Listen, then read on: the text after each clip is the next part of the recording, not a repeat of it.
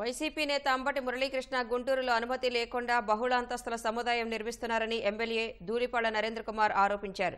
5 అంతస్తుల కోసం అనుమతి తీసుకుని 15 అంతస్తులకు పెంచారని మండిపడ్డారు. వైకాపా అభ్యర్థిగా పోటీ చేసిన అంబటి మురళీకృష్ణ గుంటూరు నడిబొడ్డులో గ్రీన్ గ్రేజ్ అనే అపార్ట్మెంట్స్, హైరైజ్ అపార్ట్మెంట్స్ కడుతున్నాడు. ఆయన 2015లో 2 సెల్లార్లు 5 ఫ్లోర్ల కోసం మొదటిసారి ఆ బిల్డింగ్ కోసం అనుమతి తీసుకున్నారు. ఇవాళ అది 15 ఫ్లోర్లు అయింది.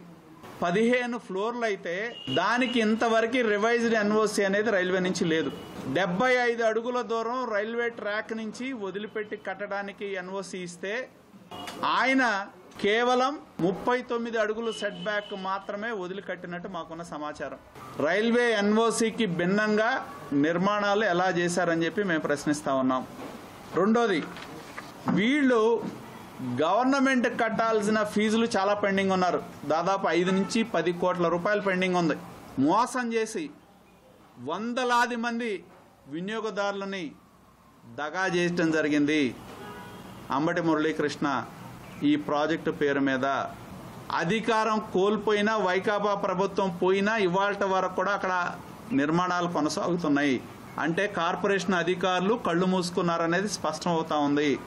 కాబట్టి దీని మీద సమగ్రమైన విచారణ చేయాలి.